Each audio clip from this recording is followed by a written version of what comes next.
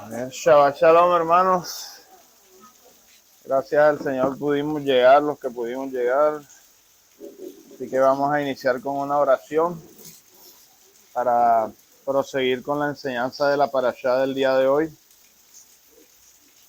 Bendito eres tú, Señor nuestro Dios, Rey del universo, que nos santificas con tus mandamientos y que nos permite reunirnos en Shabbat a estudiar tu palabra, Padre. Te pedimos, Señor, que nos des sabiduría de lo alto. Sabemos que necesitamos de ti en todos momentos, en todas las situaciones y más aún en esta que es exponer la palabra tuya, Santo Dios.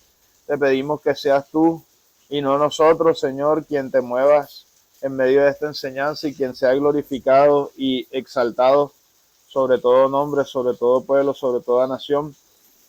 Y que con tu gracia y con tu misericordia nos enseñes a nosotros en el nombre de Yeshua, nuestro Mesías. Amén.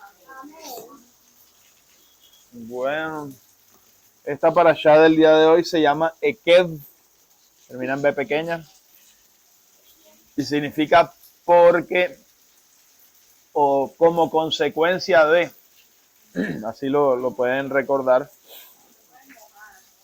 Y esta porción de las escrituras está en Deuteronomio 7:12 al 11:25. 7:12 al 11:25. Y pues tiene varios temas, los voy a desglosar y después vamos a adentrarnos en uno de estos temas que la parashá contiene.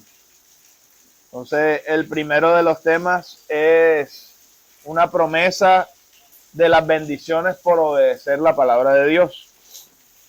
Dios promete bendiciones tanto materiales como espirituales al pueblo de Israel si obedecen sus mandamientos. Y estas bendiciones, según las escrituras, incluían prosperidad de la tierra, salud, victoria sobre los enemigos, fertilidad, etc. Y la cita, vamos a leerla, es precisamente el primer verso de esta parashá, Deuteronomio 7:12, que dice así: y sucederá, esa palabra sucederá y es donde va Ekev, que también se puede traducir como les había dicho, o porque, hubiera dicho porque obedecieras las reglas o por obedecer las reglas o a consecuencia de obedecer las reglas y las guardas, me perdí, y las guardares y las haces y el Señor tu Dios guardará para ti el pacto y la misericordia que juró a tus padres.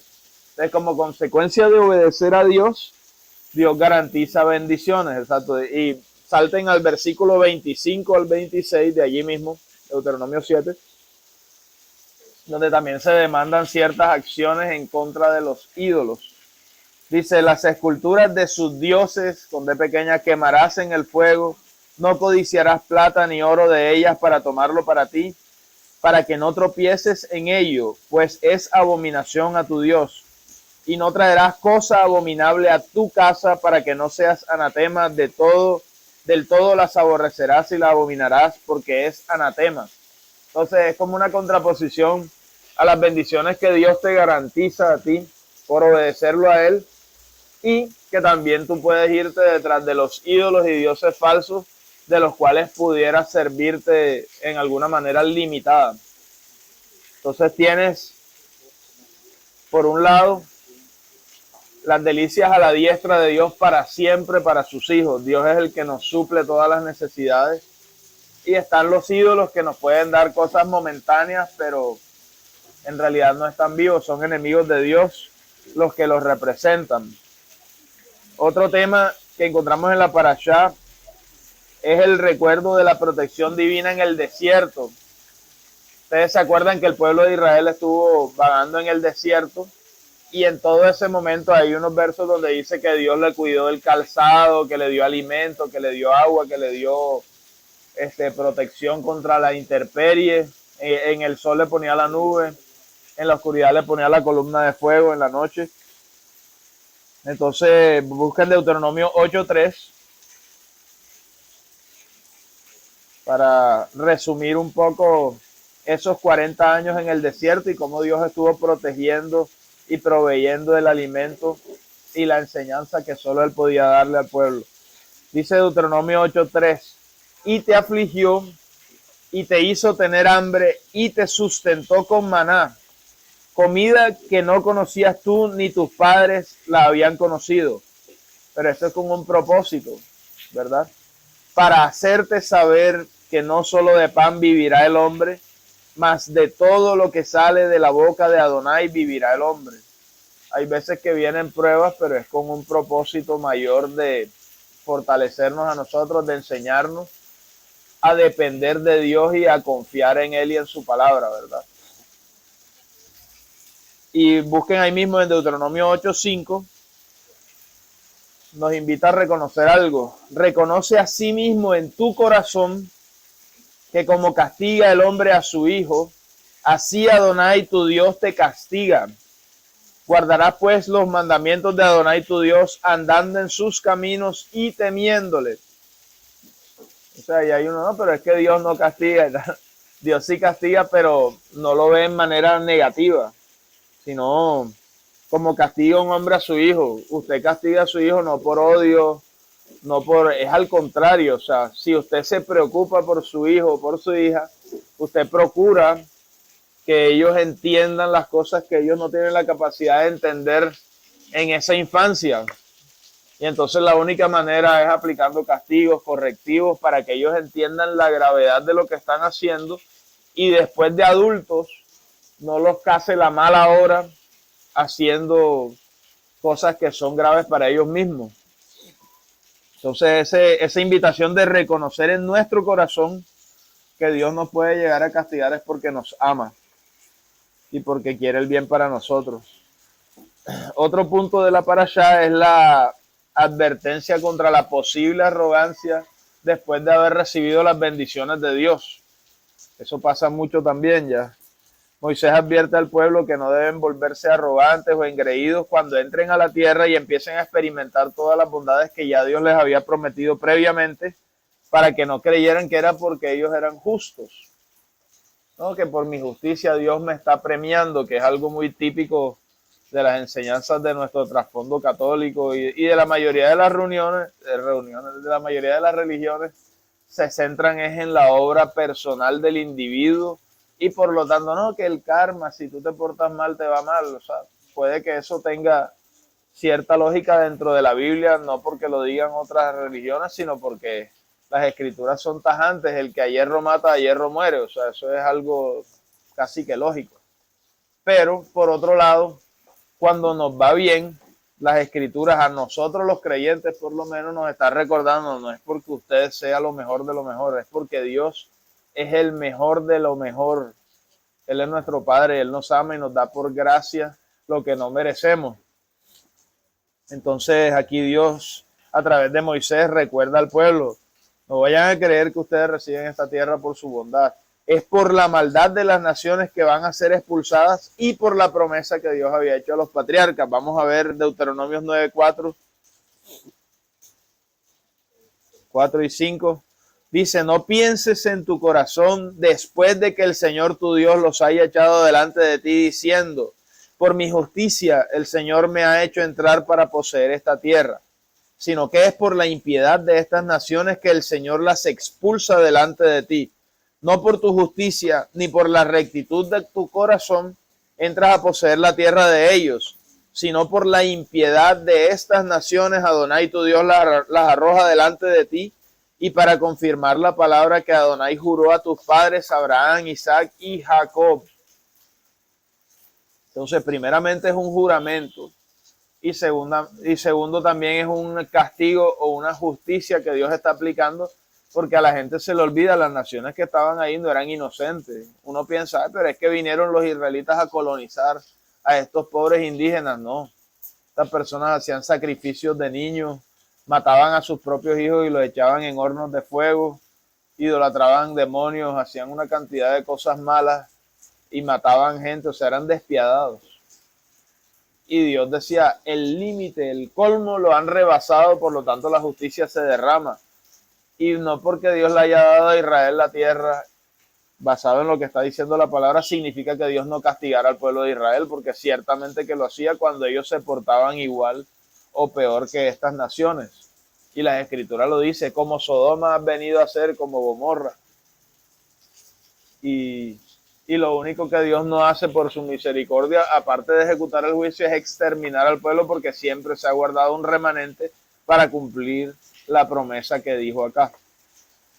Entonces, otro punto que está en esta parashá es el relato del pecado del becerro de oro y cómo Moisés intervino. Ya esto, acuérdense que Deuteronomio, Moisés se está despidiendo del pueblo porque ya sabía que iba a morir y no iba a poder entrar en la tierra prometida, si recuerdan.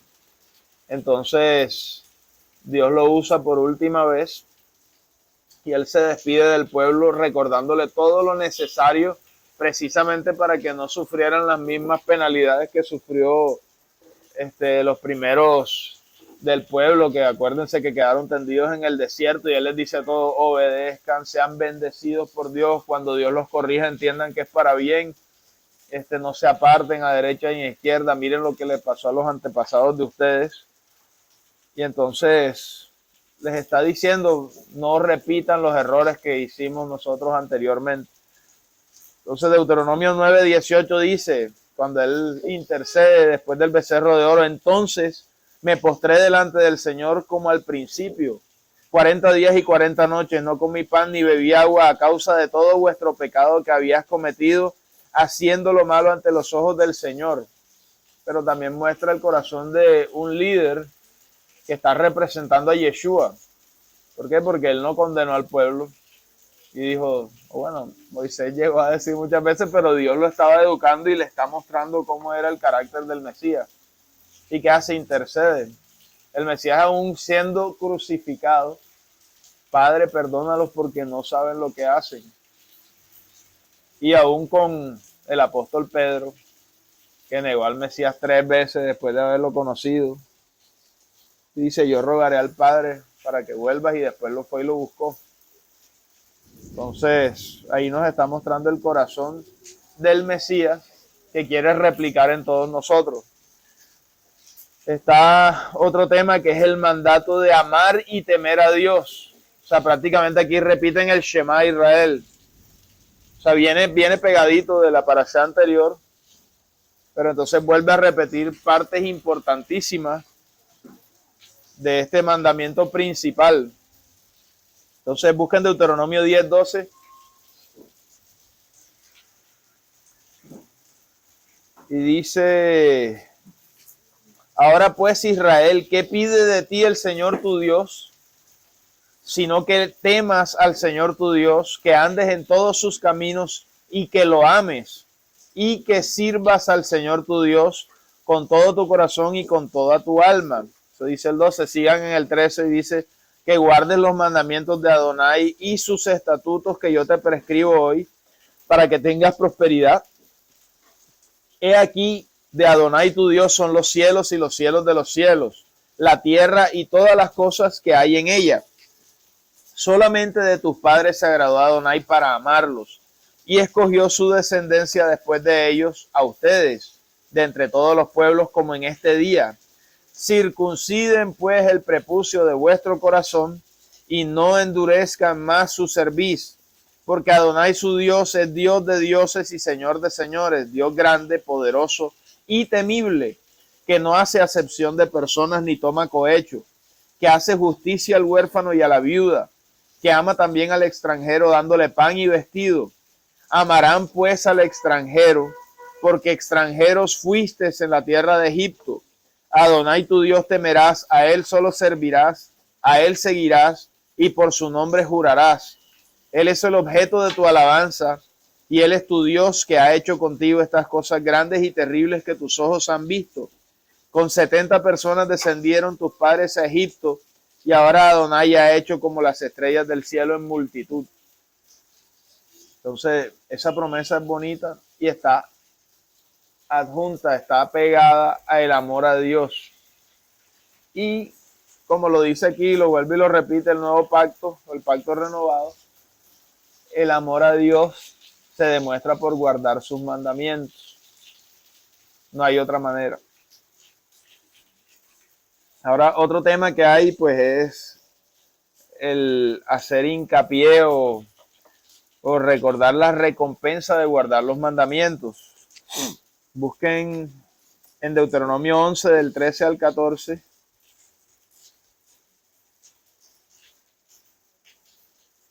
Porque Moisés le vuelve a reiterar al pueblo: guarden los mandamientos, Dios dará la lluvia a su tiempo, recogerán cosecha abundante, vivirán seguros en la tierra, todo eso por obedecer. Entonces Deuteronomio 11:13 dice: si obedeces cuidadosamente a mis mandamientos que yo te prescribo hoy, amando a tu Dios Adonai y sirviendo con todo tu corazón y con toda tu alma, yo daré la lluvia de vuestra tierra a su tiempo, la temprana y la tardía, y recogerás tu grano, tu vino y tu aceite. Sigue en el 18, saltemos ahí. Por tanto, pondrán estas mis palabras en su corazón y en su alma, y las atarán como señal en su mano.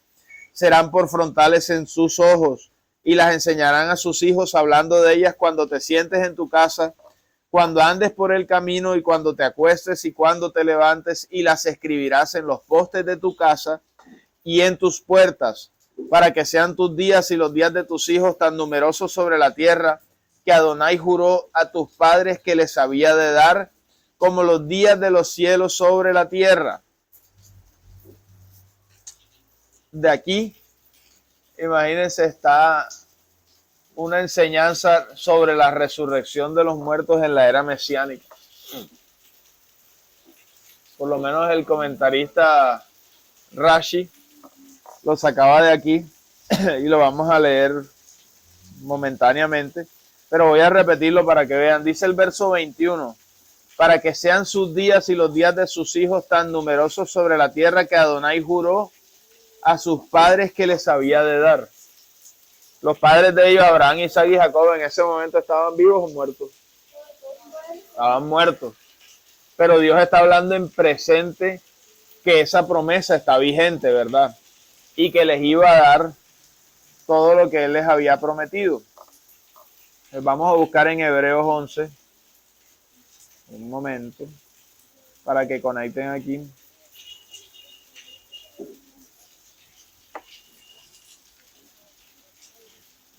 Porque en este capítulo de Hebreos, algunas de las Biblias tienen los héroes de la fe o algo así, ¿verdad? Entonces mencionan a todos ellos, incluyendo a Abraham, Isaac y Jacob. Vamos a leerlo un momento. 11:1 en adelante. 11:1, sí, señorita. Dice: es pues la fe la sustancia de las cosas que se esperan y la demostración de lo que no se ve. Por ella alcanzaron buen testimonio los antiguos. Por fe entendemos haber sido constituido el universo por la palabra de Dios, de manera que lo que se ve fue hecho de lo que no se veía. Por fe Abel ofreció a Dios más excelentes sacrificios que Caín, por lo cual alcanzó testimonio de que era justo, dando Dios testimonio de sus ofrendas, y muerto aún habla de ellas. Por fe Enoc fue traspuesto para no ver muerte y no fue hallado porque lo traspuso Dios, y antes que fuese traspuesto tuvo testimonio de haber agradado a Dios. Pero sin fe es imposible agradar a Dios, porque es necesario que el que a Dios se acerca cree que le hay y que es galardonador de los que le buscan. Por fe Noé, siendo advertido por Dios de cosas que aún no se veían, con temor preparó el arca en que su casa se salvase, y por esa fe condenó al mundo y fue hecho heredero de la justicia que es por la fe. Por la fe Abraham, siendo llamado, obedeció para salir al lugar que había de recibir por herencia y salió sin saber a dónde iba. Esta es la parte que va a conectar. Por la fe habitó en la tierra prometida como en tierra ajena, morando en tiendas con Isaac y Jacob, los otros padres que dicen Abraham, Isaac y Jacob. Coherederos de la misma promesa, porque esperaban la ciudad que tiene fundamento, cuyo artífice y hacedor es Dios, arquitecto y constructor, dicen otras versiones. No se distraigan. Dice: por la fe también la misma Sara, siendo estéril, recibió fuerza para concebir y dio a luz, aunque fuera de tiempo de la edad, porque creyó ser fiel el que lo había prometido. Entonces miren el verso 13. Conforme a la fe murieron todos estos sin haber recibido las promesas. ¿Qué dice la Escritura? ¿La recibieron o no la recibieron? Vuelvan y lean el 13. Conforme a la fe murieron estos, hablando de todos los que mencionaron antes, no recibieron la promesa, sino mirándola de lejos, creyéndola y saludándola y confesando que eran extranjeros y peregrinos sobre esta tierra. Muy parecido a como Moisés estaba mirando de lejos la tierra prometida, pero no iba a entrar. Entonces dice el 14, porque los que esto dicen claramente dan a entender que buscan una patria, que si hubieran estado pensando en aquella de donde salieron, o sea, la terrenal, ciertamente tenían tiempo para regresarse y ya se hubiera cumplido la promesa ahí. Pero ahora anhelan una mejor patria, esto es la celestial, por lo cual Dios no se avergüenza en llamarse Dios de ellos porque les habría preparado una ciudad. ¿Cuál es esa ciudad? La Jerusalén celestial, calles de oro, mar de cristal, que habla Apocalipsis. Por fe Abraham, cuando fue probado, ofreció sacrificio a Isaac. Ya sabemos cómo sigue y nos sigue mostrando más héroes de la fe, pero este punto conecta con lo que está diciendo nuevamente Deuteronomio 11:21. Vamos a regresar allá, porque aquí algunos se dieron cuenta, es posible que haya sido después de la interacción que tuvo Jesús con los saduceos, pero dice Deuteronomio 11:21, para que sean vuestros días y los días de vuestros hijos tan numerosos sobre la tierra que Adonai juró a vuestros padres que les había de dar. Entonces, ese es un juramento que queda pendiente porque Abraham, Isaac y Jacob todavía no habían recibido esas promesas y nos lo confirma Hebreos 11, que lo acabamos de leer ahora. Entonces, hay un comentario de Rashi que dice así. Rashi es ¿cómo es que se llama? Un rabino comentarista del Talmud, de las palabras de Dios. Y hace este comentario: el versículo no dice para darte a ti, sino para darle a ellos, los padres, Abraham, Isaac y Jacob. Y dice, de aquí derivamos una referencia a la resurrección de los muertos a partir de la Torá. Pero yo estoy casi seguro que la del Mesías fue primero y después ellos comentaron. Porque hasta ese entonces había una disputa entre fariseos y saduceos, que los saduceos no creían en la resurrección, los fariseos sí, pero no le podían ganar porque los saduceos ponían una regla que era, ellos solo consideraban como inspirado por Dios la Torá, los 5 primeros libros, y el resto, que eran los profetas y los escritos, no los admitían, aunque de ellos sí, ejemplo Ezequiel 37, el Valle de los Huesos Secos, o las otras resurrecciones que nombran y que dan explicación de la resurrección de los muertos futura, no las admitían. Y llegó el Mesías en un debate público y les dijo, ahí, en vuestro rezo no dicen, y esto es clave, Dios de Abraham, Dios de Isaac y Dios de Jacob. Dios no es Dios de muertos, sino de vivos. Entonces, cuando él dice eso, ellos inmediatamente sabían, porque Dios no se podía relacionar con la muerte, tanto así que había prohibición de tocar un sepulcro, o sea, eso contaminaba. Y Dios no iba a relacionar su nombre, que es sinónimo de vida eterna, con unas personas que para siempre iban a permanecer muertas. Esa era la idea de Dios, no es Dios de muertos, sino de vivos. Y a partir de allí seguramente vinieron estos comentarios, porque Rashi es de 1800, más o menos. Dice que esta era una referencia a la resurrección de los muertos en la era mesiánica. Y hay un comentario en Sanedrín 90a, que es un libro del Talmud, un comentario de la Biblia por parte de los judíos. Dice, todo Israel tiene parte en el mundo venidero, pero el que dice que la resurrección de los muertos no está en la Torá, no tiene parte en el mundo venidero. Esto también es como un versículo defensivo contra los saduceos, y seguramente es posterior a lo que el Mesías enseñó, porque de él estaban pendientes todos los maestros de Israel, tanto así que Nicodemo lo iba a visitar de noche. Eso que está diciendo ya nos lo decía el nuevo pacto. Busquen 1 Corintios 15:12.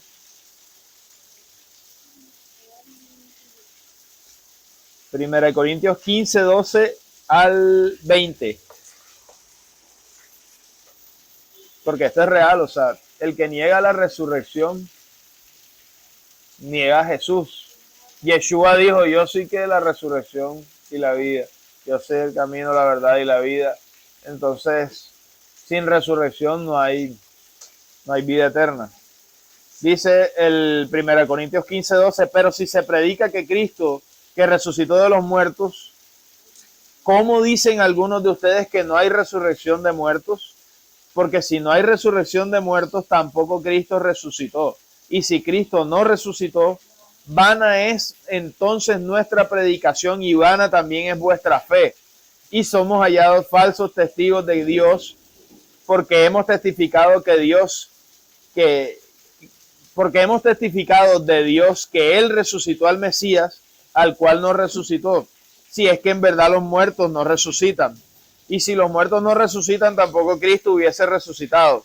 Y si Cristo no resucitó, vuestra fe es vana y aún están muertos en delitos y pecados.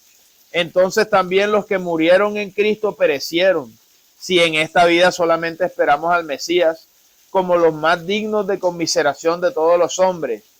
Más ahora, o como quien dice, se acabó la especulación de que la resurrección no existe. Ahora viene la realidad. Les dice, más ahora el Mesías ha resucitado de los muertos y es primicias de los que durmieron. O sea, él fue el primero en resucitar para nunca más morir. Eso no se les olvide, porque antes del Mesías se han resucitado personas, pero con cuerpos mortales que vuelven a morir. La resurrección del Mesías es una transformación de un cuerpo mortal a uno inmortal. Es ¿cómo es que se llama? La restauración de todas las cosas, o lo inverso que pasó en el jardín del Edén. Adán y Eva tenían cuerpos inmortales dependiendo de Dios, pero Dios mismo les dijo, no coman del árbol de la ciencia del bien y del mal, el día que de él coman ciertamente morirán. Y en el momento en el que comieron, ocurrió ese cambio en su cuerpo y en su corazón y mente. ¿Qué pasó? Se volvieron mortales y después terminaron muriendo. Y el Mesías vino en semejanza de hombre mortal, se vistió de carne e hizo lo opuesto. Hizo muchas justicias y las escrituras dicen que la muerte no podía retenerlo. ¿Por qué? Porque nunca había pecado. La Biblia dice, la paga del pecado es la muerte. Y es como si llegara este hombre muerto y entonces se buscan los registros y dice que no hay ni un pecado por el cual lo podamos mantener muerto porque no ha pecado. Ese pago es inválido, o sea, nosotros le debemos a él, más o menos. Se tiene que salir y resucita. Y en virtud de su resurrección, él nos introdujo dentro de su propio cuerpo y nos hizo parte de él mismo. Y de esa manera es que obró la redención para nosotros y justificó que nosotros también podamos volver a la vida después. Porque ahí las escrituras nos dicen que él fue primicia. Y luego nosotros los que habremos quedado en su venida. Eso es lo que dice las escrituras. Y ese es el camino a la redención y volver a la vida eterna. Ahora busquen Hechos 26:3, donde el apóstol Pablo está hablando en presencia de reyes, de personas importantes del gobierno en Roma, y está debatiendo esto, que era la esperanza que siempre ha habido en Israel. Dice Hechos 26:5, los cuales también saben que yo desde el principio, si quieren verificarlo, conforme a la más rigurosa secta de nuestra religión, viví fariseo. Y ahora por la esperanza de la promesa que hizo Dios a nuestros padres, soy llamado a juicio. Promesa cuyo cumplimiento esperan que han de alcanzar nuestras 12 tribus. O sea, no soy yo solo el que creo en la resurrección. Sirviendo constantemente a Dios de día y de noche. Por esta esperanza, oh rey Agripa, soy acusado por los judíos. Ahí debería ser traducido por los de Judea, porque él también era judío. Pero, que se juzga entre vosotros cosa increíble que Dios resucite a los muertos.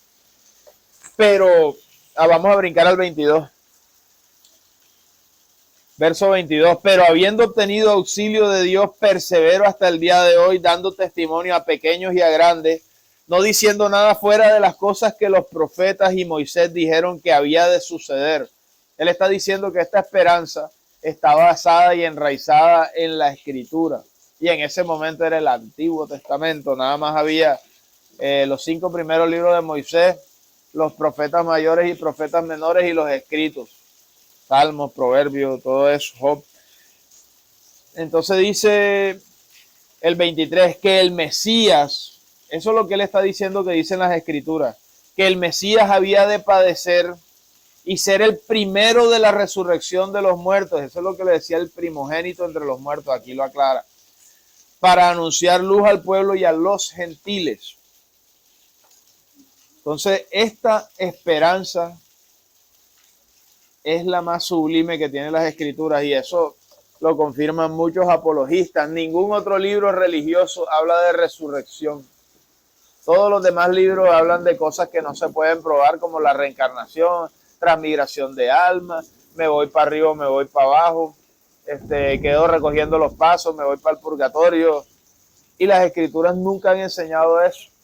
La Biblia dice que el Mesías entró al cielo después de morir o después de resucitar. ¿Cómo? Después de resucitar. No fue para ningún lado cuando estaba muerto. Dice la Biblia.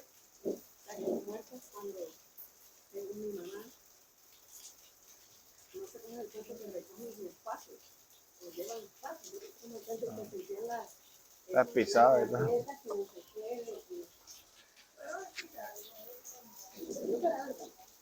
No. Ya te digo por qué no. Sí. Yo cuando ella sabe que le costó mucho a él, cuando mi papá murió, hacerme entender toda esta parte. No sé si lo recuerdas que tú me decías, no, la Biblia dice que cuando tú mueres en un estado de sueño profundo y no vas a ninguna parte, hasta que la segunda venida y Yeshua, todo, que ya sabemos. Y yo, ok, pero a mí me ha pasado algo muy curioso porque Matías estaba conmigo en Corozal. Y me decían, Luis, te llévalo a Barranquilla porque llega a pasar algo y va a ser un caos. Yo lo trajo. Y yo me regresaba al día siguiente, eran las 12 de la noche y yo hacía mi maleta en la sala. Y yo estaba sentada en el sofá y sentí que alguien se me sentó al lado. Y yo decía, imposible. Y yo miro, y es cuando tú ves que alguien se siente y se hunde en el espacio. Y yo, como que quedé yo, ay Dios mío, de mi vida, hasta que llegue. Porque me dan miedo esas cosas. Yo hasta el día de hoy no tengo ni idea qué fue, qué pasó. Solamente sé que esa noche yo no pude dormir y me sentía como que alguien estaba al lado mío. Al día siguiente, bueno, el día siguiente me tocó como a las 12, 1, a las 3, yo me fui a coger mi bus a Brasilia, llegué a Corozal y mi papá muere a las 10:30 de la mañana. Entonces, mi mamá decía eso, que era él despidiéndose, buscando su alma, o esas cosas. Hable. O sea, que fue a las 12, él murió a las 10:30. Yo estaba recogiendo los pasos, pero no sabía. Ya te explico, ajá. ¿Y qué vas a decir?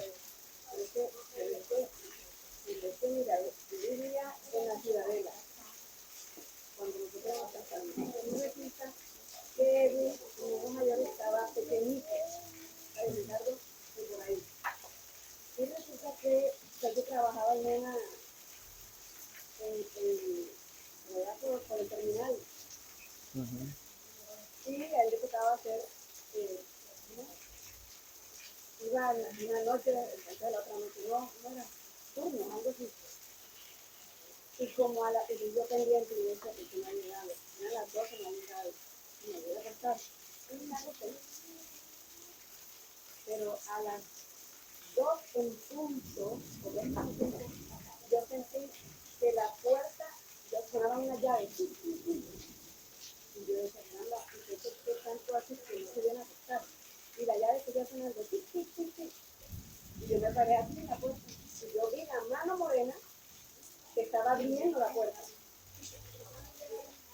Entró, yo dije, ay, no voy a acostar. Y resulta que sentí cuando pone el malecón en la mesa. Nada, yo seguía acostada. Pero en vista que no se acostaba, yo decía, me voy a levantar. Y cuando me levanté, vi la cocina con luz. Y después me devolví porque no me percaté del maletín.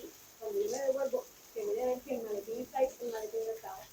Ahí sí me entró A mí el susto de la pierna a mí me temblaba y cogí a mi peladito a él y me lo llevé para la cama y empiezo yo a poner todos los muebles que eran tan pesados en la puerta. Yo no sé de dónde saqué dos muebles, entonces puede hacer algo. Así es, entonces, pero yo no sabía, era un susto terrible.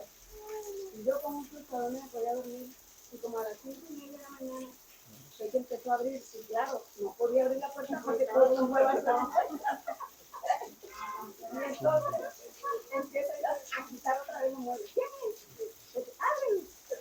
Empiezo a quitar los muebles. Y me dice, ¿y esto qué? Y digo, yo pensé, ¿qué se estaban metiendo? Ah, no. No, que se van a estar metiendo. Mira, este apartamento tenía rejas por todos lados. No, tiene rejas en la puerta, rejas en la ventana. Yo le dije, pero es que yo lo vi. Y yo sentí cuando tú hiciste el maletín y empecé a decirle todo eso. Como ahí me selló y que no me llenó, yo le dije, bueno, primero a ver si se queda y se ve que el pecho sepa. Y cogí a Edwin, lo cambié y va a salir ya. Bueno, espera un momentito, porque yo me voy contigo. Y nos hemos ido. En ese entonces no teníamos carro, pero teníamos como 2 años de casado. Cuando yo me bajo en la esquina de la parada de esa, vivían los papás de una de mis cuñadas. Y ella estaba ahí. Y me dice, ándale, Irma, mira, ahí está Zuli, mi hermano. Ahí está Zuli, y le dije, ¿qué hace ahí? No, es que le están componiendo un ramo de flores. ¿Un ramo de flores para qué? Dice, de algún muerto. Alguien de su familia se murió. De mi familia, no me dice nada. No, yo no sé cómo se llamaba la señora, pero yo sé que era de su familia. Y resulta que cuando yo llego a la casa, me dice mi mamá, Irma, mira, ¿y tú sabes quién murió? Y yo dije, no, eso me estaba diciendo Doris. Y me dice, ándale, imagínate tú, que se murió María. Y yo dije, ¿qué María? María Rodríguez. María Rodríguez era la señora que me cuidó a mí toda la vida porque mi mamá, como mis hermanos mayores son medios, mi mamá se dedicaba a ir y a la más chiquita, me crió María. Era la que me cuidaba. Y yo le dije, mami, ella se murió a las 2 de la mañana. Y me dijo, sí, ¿tú por qué sabes? Porque yo a esa hora vi el reloj y el reloj dio las 2 de la mañana. Bueno, ¿quieres saber qué pasó entonces? ¿Qué pasó ahí? Lo voy a explicar. La Biblia te dice, y fue Dios el que dijo, ciertamente morirás. Palabra de Dios. Y la gente se muere, ¿sí o no? Pero Satanás dijo, no morirás. Serás como Dios, conocerás el bien y el mal. Tienes dos como visiones distintas. La palabra de Dios, que es la verdad. Y tienes el adversario de Dios, que obviamente convencer a Dios no le importa porque él sabe que Dios sabe todo. Él quiere convencernos a nosotros de que la mentira que él dice es real. ¿Para qué o con qué fin? La Biblia te dice que Satanás vino para matar, para robar y para destruir. Y las mentiras que él ha dicho, porque la Biblia dice que él es padre de mentiras, es destructora, tanto así que te puede alejar de la fuente de vida que es Dios para que tú mismo te condenes, porque él no te puede matar directamente. ¿Sí me entiendes? Entonces, ¿qué hace el diablo? Engaña, miente, seduce, utiliza el mundo, la carne y a él mismo. Esos son los tres enemigos del creyente. Entonces, ¿qué pasa? Que si Dios dice morirás, la gente se muere, pero uno, que no se quede, que el espíritu sale, que el Gasparín, que los pasos, toda esa vaina. ¿A quién le interesa que tú creas y que se perpetúe esa mentira de no morirás? A Satanás. ¿Cómo la sostiene esa mentira? Porque Jesucristo dijo que Satanás no está dividido contra sí mismo. ¿Eso qué significa? Que ellos son una mafia organizada de mentira, vamos a decirlo así.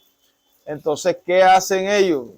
Le hacen esas vainas a ustedes para que ustedes crean que la gente no se muere, sino que la palabra de Dios no es cierta y la palabra de Satanás sí es, para que ustedes no confíen en esto y sigan comiéndose el árbol de la ciencia del bien y del mal, que es conocimiento revuelto con mentira, y ustedes mismos se intoxiquen y se mueran, o sea, los está haciendo adictos a esto. Ahora, ¿cómo pasa eso? Es fácil.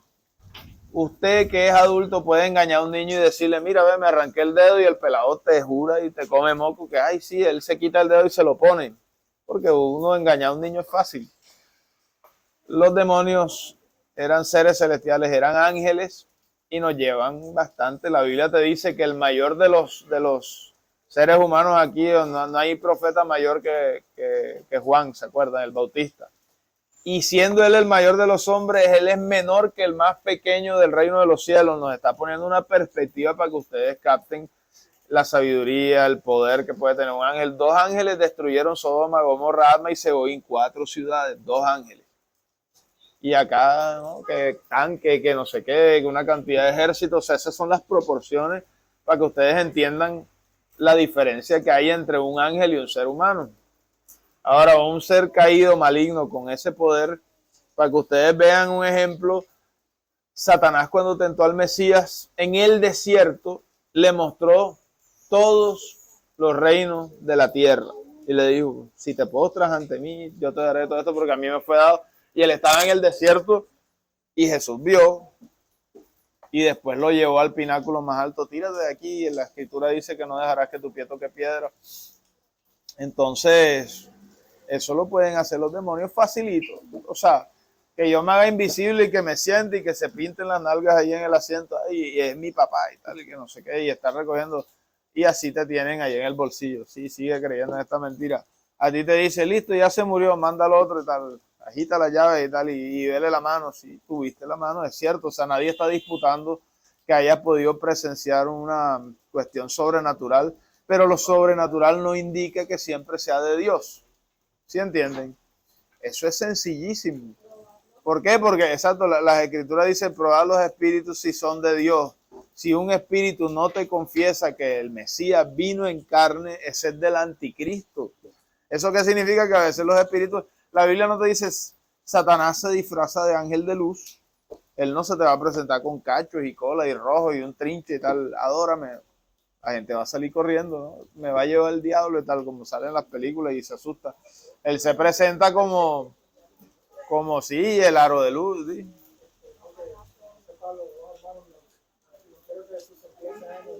Eso lo iba a decir de la sincera fidelidad a Cristo.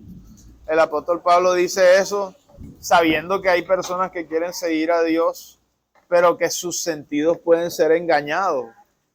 ¿Por qué? Porque, o sea, tú puedes ver ciertamente, o sea, a ti se te puede aparecer, no, que se me apareció la Virgen y se te aparece la muñeca que disfraza.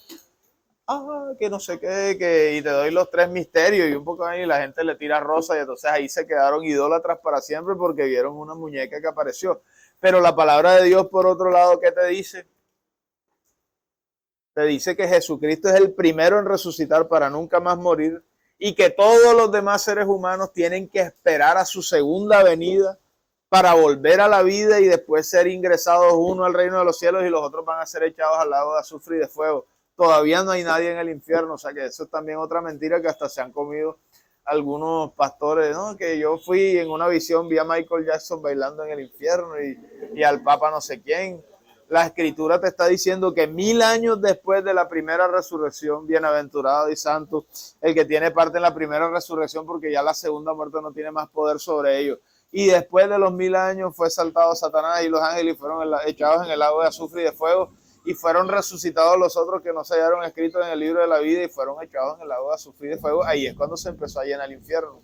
Nadie se va después de morir, por eso es que le digo, o sea, esas mentiras las dijo el diablo. Ya. Y si usted quiere seguir creyendo en el diablo, ya sabe qué es lo que pasa. La mentira y el engaño ese fue el mismo que le dijeron allá a Adán y Eva y por el cual se perdió la primera pareja. Que Dios tuvo misericordia, entonces les enseñó, les hizo el sacrificio ese del corderito, los vistió de pieles y les enseñó, mira, ve, va a venir un descendiente que va a deshacer toda esta bola de maldad que se va a generar a partir de ahora. Y aquí estamos experimentando el dolor todavía de ese pecado para que sigamos creyendo en Satanás. Solo porque es una tradición rara o, ay, qué bonita, que no sé qué, ¿no? El muerto, la Biblia te lo dice en Eclesiastés. Cuando uno se muere, ya no hay más ciencia, ni hay más clamor, ni más dolor, no hay pensamiento, no hay nada. Y tiene que esperar que el Mesías lo resucite porque es que él dijo, yo soy el camino, la verdad y la vida. Nadie llega al Padre sino a través de mí. ¿Y cómo es a través de él? A través de la muerte y la resurrección. Eso lo dice hasta el credo católico. ¿Cómo es? Creo en Jesucristo, el único Hijo que fue crucificado, muerto y sepultado y que va a volver a juzgar a vivos y muertos. Como, o sea, va a volver a juzgar a vivos y muertos. Eso significa que cuando venga es que va a juzgar. ¿Cómo va a juzgar a los vivos? Bueno, listo, los encontró vivos, como dice el apóstol Pablo. Les digo un secreto, no todos moriremos, pero todos seremos transformados a la final trompeta, porque se tocará la trompeta, y los muertos en Cristo resucitarán primero, y luego nosotros seremos transformados al mismo tiempo. Los muertos tienen que resucitar. Entonces no hay de otra. O sea, la Biblia te ordena todo eso.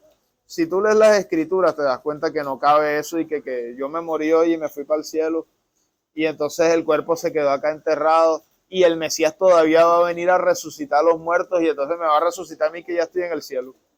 No, entonces uno cuando se lo pone así, lo que pasa es que cuando él venga a resucitar vuelve y mete el espíritu que estaba en el cielo y lo mete acá en la tierra otra vez y entonces después vuelve y lo sube. Eso no es así. O sea, la escritura es la única que habla de resurrección. Eso de transmigración de almas, eso se lo inventó el diablo allá. Cuando dijo que uno no se muere, porque yo les digo una cosa, si a mí me meten un tiro y me sale un cuerpo igualito al mío, pero soy transparente, ¿estoy muerto o estoy vivo pero transformado en otra cosa? Transformé, no. Me transformé. O sea, si me metieron un tiro a mí y sigo con mi mismo cuerpo pero en estado gaseoso, y hablo y camino y pienso y todo, no me morí, sigo vivo. Y es que la palabra que resucita incluso el proceso general que ocurre en el que se acondiza.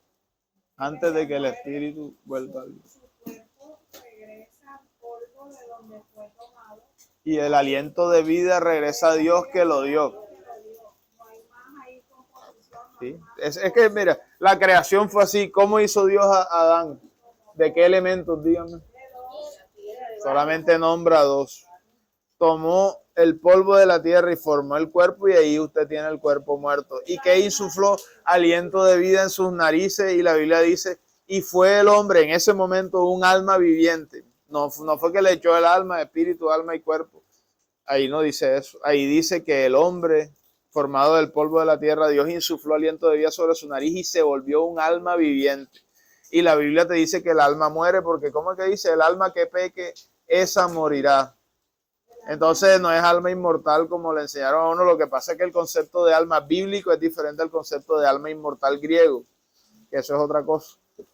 Los griegos pensaban que el cuerpo lo había creado un dios malo, el demiurgo, para encerrar la creación espiritual buena que había hecho otro dios, y entonces eso es lo que nos enseñan en filosofía y que el alma está encadenada a esta prisión de piel, una cosa así. Entonces cuando se muere, entonces es que el alma sale libre y entonces en esa creencia la muerte es buena, porque es liberadora de la maldad física, sucia, no sé qué. Pero en la Biblia te dice que la muerte es mala, es pecaminosa, o sea, la paga del pecado es la muerte. La muerte es un castigo que Dios aplica a los pecadores, es un juicio. Y por eso es que Dios no puede ser asociado con la muerte. Dios es Dios de vivo y no de muerto. Ya. Entonces no sé si le quedó claro eso. ¿Qué ibas a decir, Derek? Dice Hechos 27:1. Dilo.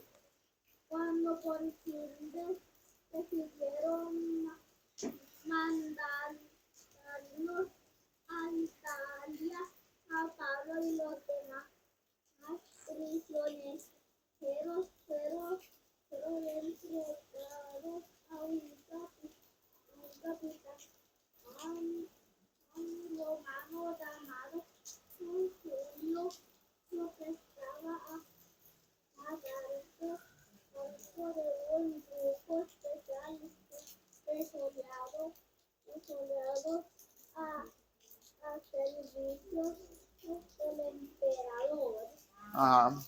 Sí, porque tenían que proteger a Pablo porque habían unos judíos de Judea que habían dicho que no iban a comer más comida hasta que lo mataran. Entonces le pusieron una guardia ahí para que no mataran al apóstol Pablo. Bueno, entonces hay otro tema. Aprovechemos que está lloviendo.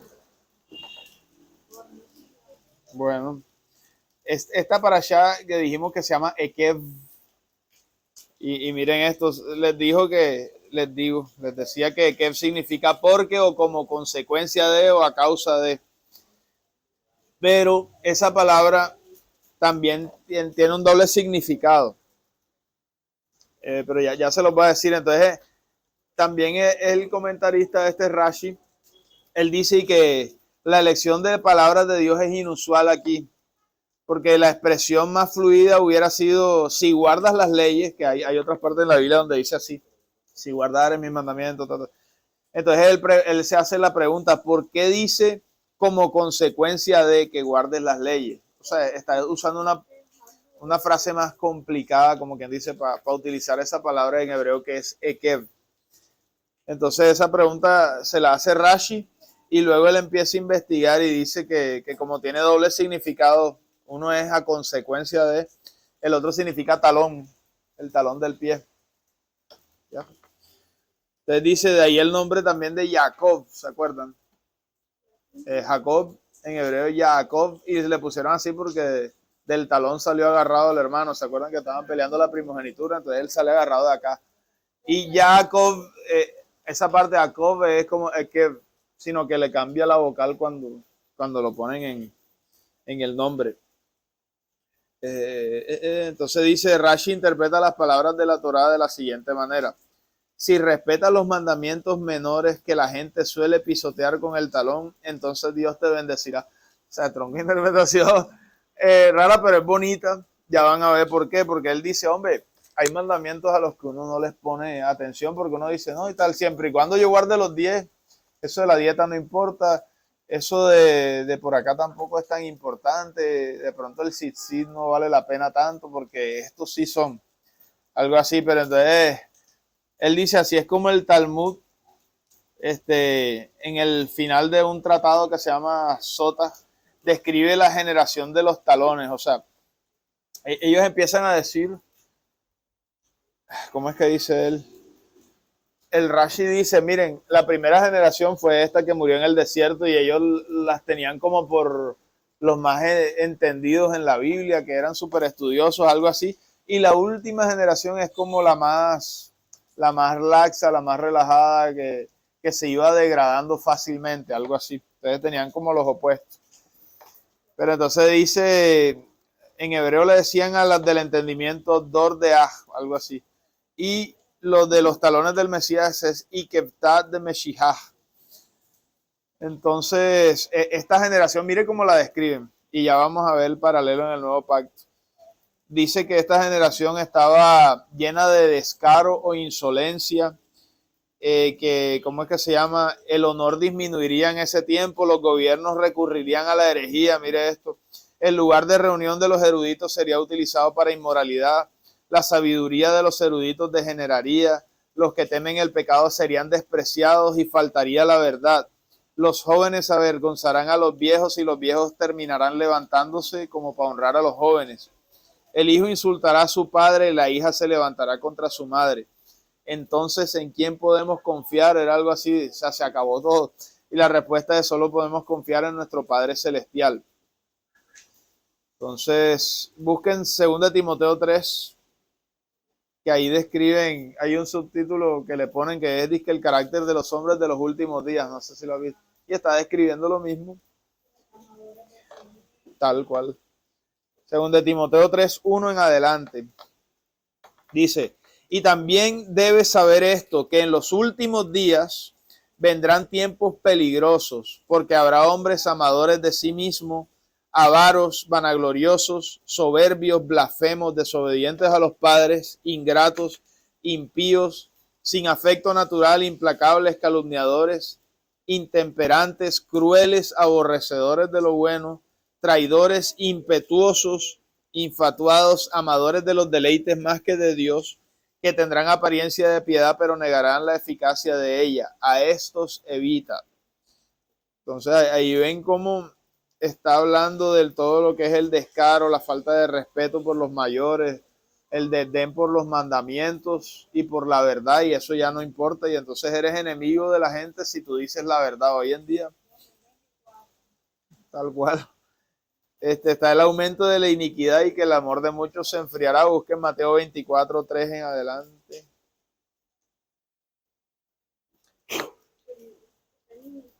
Mateo 24, 3 dice, Y estando él sentado en el monte de los olivos, los discípulos se acercaron aparte diciendo, dinos cuándo serán estas cosas y qué señal habrá de tu venida y del fin de siglo. O sea, ya del el final de todo. Salten al versículo 8. Y todo esto será principio de dolores. Entonces los entregarán a tribulación y los matarán. Serán aborrecidos de todas las gentes por causa de mi nombre. Salten al verso 11. Y muchos falsos profetas se levantarán y engañarán a muchos, y por haberse multiplicado la maldad, el amor de muchos se enfriará. Salten al 15. Por tanto, cuando veas en el lugar santo la abominación desoladora de que habló el profeta Daniel, el que lee entienda, después viene no subas, quédate en la azotea, no bajes. Están los tiempos ya cerquita de eso, prácticamente. Busquen Mateo 24, 9 al 10, ahí mismo. Ese no lo leímos, pero tiene que ver con las persecuciones y tribulaciones que también se narran en ese periodo.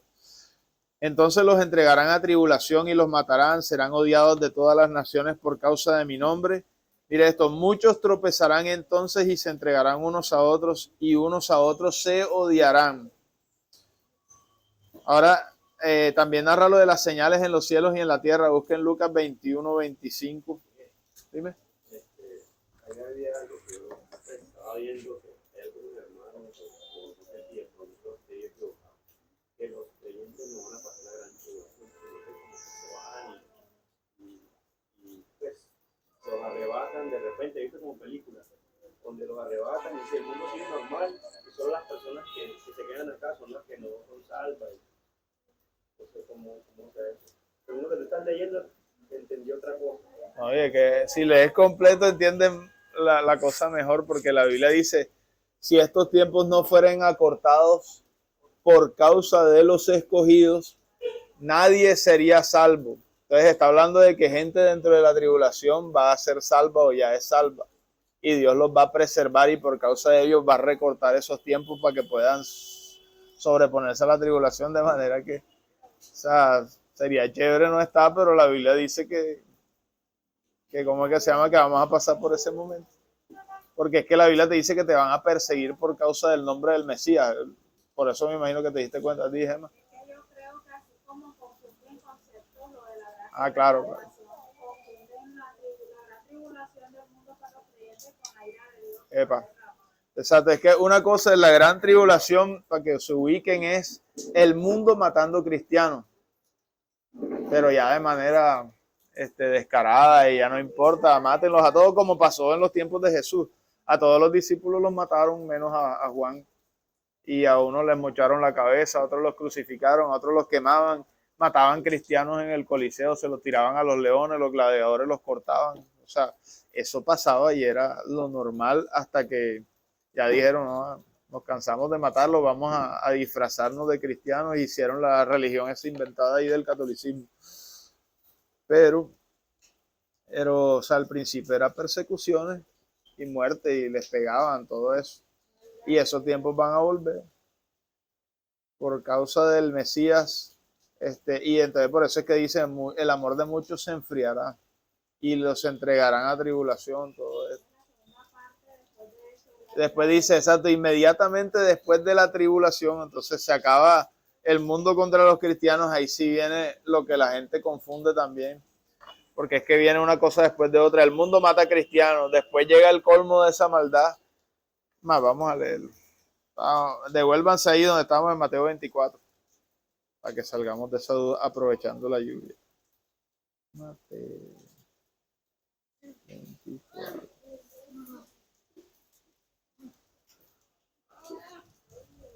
Bueno, entonces estábamos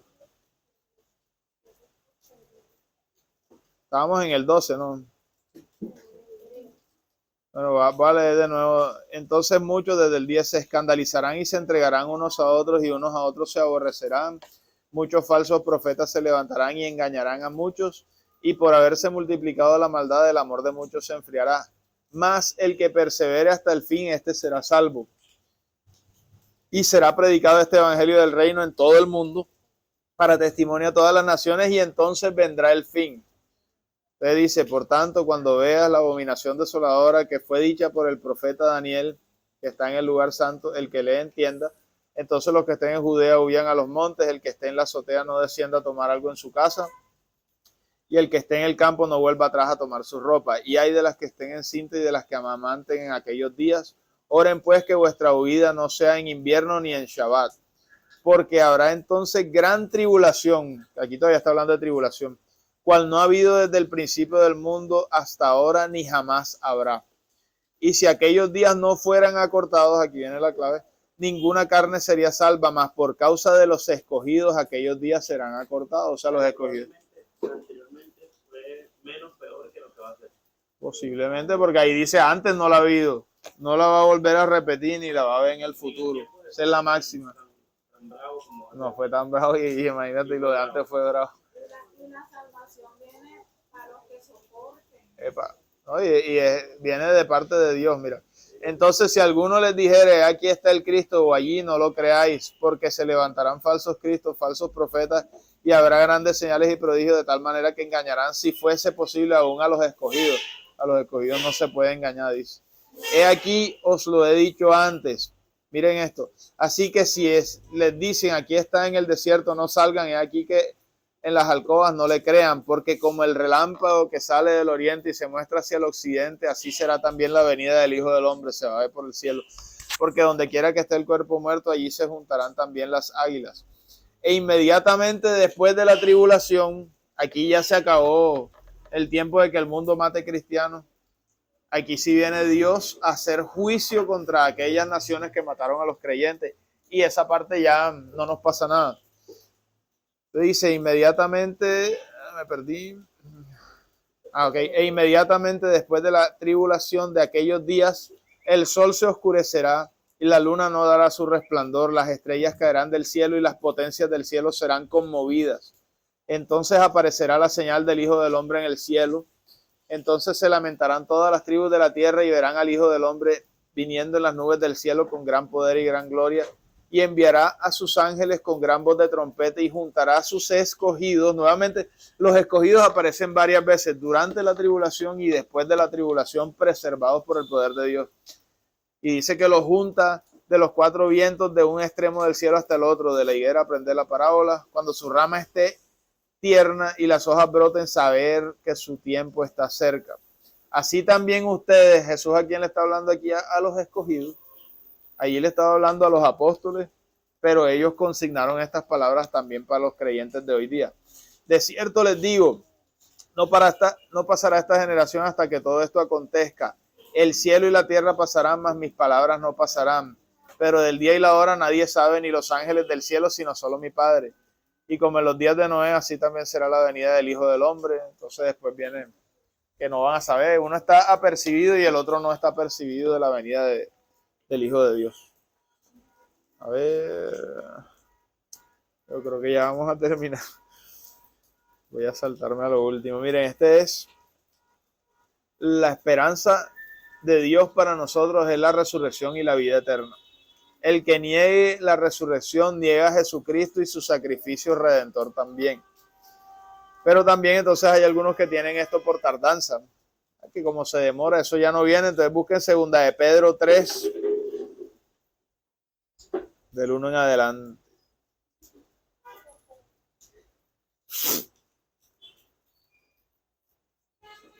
Dice así: amados, esta es la segunda carta que les envío, y en ambas despierto con exhortación vuestro limpio entendimiento, para que tengas memoria de las palabras que antes han sido dichas por los santos profetas, y del mandamiento del Señor y Salvador dado por nuestros apóstoles, sabiendo primero esto, que en los postreros días vendrán burladores andando según sus propias concupiscencias y diciendo: ¿dónde está la promesa de su advenimiento? Porque desde el día en que los padres durmieron, todas las cosas permanecen así como desde el principio de la creación. Estos ignoran voluntariamente que en el tiempo antiguo fueron hechos por la palabra de Dios los cielos y también la tierra, que proviene del agua y por agua subsiste, por lo cual el mundo de entonces pereció anegado en agua. Pero los cielos y la tierra que existen ahora están reservados por la misma palabra, guardados para el fuego en el día del juicio y de la perdición de los hombres impíos. Mas, oh amados, no ignoren esto, que para con el Señor un día es como 1000 años y 1000 años como un día. El Señor no retrasa su promesa, según algunos la tienen por tardanza, sino que es paciente para con todos, no queriendo que ninguno perezca, sino que todos procedan al arrepentimiento. Pero el día del Señor vendrá como ladrón en la noche, en el cual los cielos pasarán con grande estruendo, y los elementos ardiendo serán deshechos, y la tierra y las obras que en ella hay serán quemadas. Puesto que todas estas cosas han de ser deshechas, ¿cómo no debéis vosotros andar en santa y piadosa manera de vivir, esperando y apresurándonos para la venida del día de Dios, en el cual los cielos encendiéndose serán deshechos y los elementos siendo quemados se fundirán? Pero nosotros esperamos, según sus promesas, cielos nuevos y tierra nueva en los cuales mora la justicia. Por lo cual, oh amados, estando en espera de estas cosas, procuren con diligencia ser hallados por él sin mancha e irreprensibles en paz, y tened entendido que la paciencia de nuestro Señor es para salvación. O sea, esa demora no es por otra cosa que Dios está esperando que estas personas se les predique, se arrepientan y se salven. Entonces, hermanos, vamos a darle gracias a Dios. Bendito eres tú, Señor nuestro Dios, Rey del universo, que nos santificas con tus mandamientos y que nos permites estudiar tu palabra, Padre. Te agradecemos y te bendecimos y te pedimos que tú la siembres en nuestro corazón y mente y que den los frutos que tú quieres exhibir y compartir, Padre eterno, con otras personas que necesiten de ti, y que nos permita ser instrumentos en tus manos, Santo Dios, para servirte y agradarte, en el nombre que es sobre el nuevo nombre, en el nombre de Yeshua, nuestro Mesías. Amén. Amén. No.